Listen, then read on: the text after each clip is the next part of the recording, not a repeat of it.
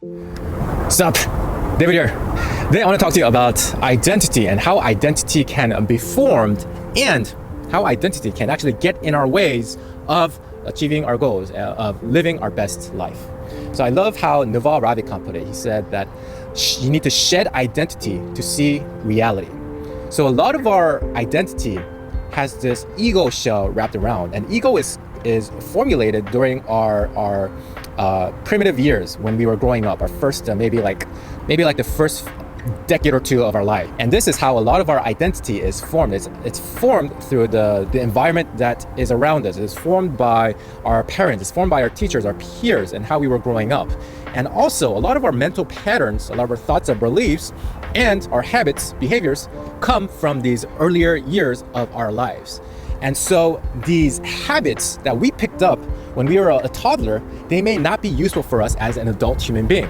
But some people are so stuck in these habits and our old mental patterns that it's hard for us to escape from, because we believe that this is a part of our identity and we cling to it, even though it may not be useful for us.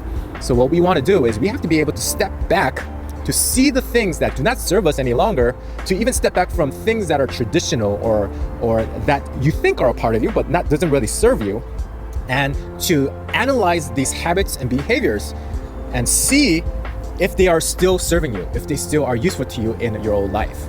All right, so what we have to do is essentially we have to break the habit of being yourself. Joe Dispenza put this way, right? Break the habit of being yourself. And what he means by this is break the habit of being your old self, being your old identity that no longer serves you. Because you might have picked up a habit when you were younger that got the attention of like your parents, for example. But that same habit might not serve you as an adult, but you may still have that habit without you even noticing it. So you have to be able to break your habits apart, break your beliefs apart, break your mental patterns apart, and to analyze this thing, to dissect this thing, and to see, does this serve me? Is like my 30 or like my 25-year-old self, is this useful for an adult body? Is this useful for an adult human being? It might have been useful as a toddler. It might have gotten my parents' attention. It might have helped me to survive when I was a little kid, but it might not serve me as a 30-year-old, a 40-year-old, whatever age you are. Right? So you really want to be able to look at your habits, your patterns, recognize what's serving you and what isn't serving you, and let go of the things that isn't serving you. So it's all about awareness, right? It's all about raising your consciousness.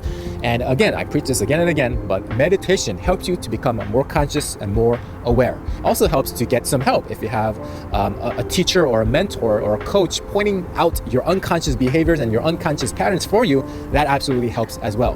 But you can also do this through meditation, right? Meditation helps you to become conscious and to create a space between stimulus and response, so that once you receive a stimulus, you don't play back the old mental patterns again. Instead, you create the space, you pause, you reflect on it, and tell yourself, hey, I'm about to get into my old patterns again. Let me stop myself this time. So you can interrupt that pattern and create the behavior that is actually useful for you, instead of something that's not as useful for you as an adult human being.